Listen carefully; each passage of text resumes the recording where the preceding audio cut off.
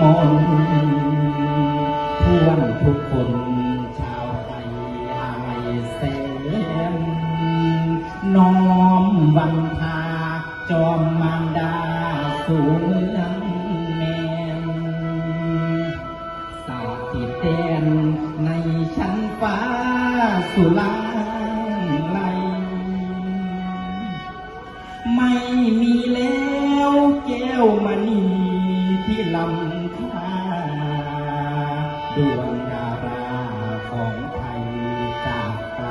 แล้วแสนเสียดายดวงมณีมาสิ้นแล้วจากนี้แล้วหาไทยมองนองน้ำตาขอวันพระขมาน้อมจอมมิงแม่มังดาขอวันพระขมาน้อมจอมมิงแม่มังดาทรงอดสาเพื่อตวงชนเมื่อยกระทนแม่อดกันพระกรณียกิจแม่นำทรงสั่งสรรไว้ทุกอย่างเป็นหนทางสองแก่งแสดงไว้ให้หมู่เฮาขอสำนึกในพระมหากรุณาธิคุณแม่เจ้าผู้เนาอยู่ถึงสวรรค์สั้นวิมานเมืองแน่อยู่แดนสวรรค์ป่า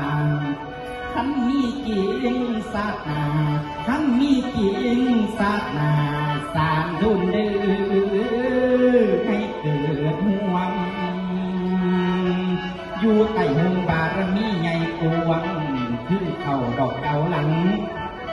โอ้ยท่านผู้ฟังลำเอ่ยเบาเลิกทุกสั่งมาเบาเลิกทุกสั่งมั่ง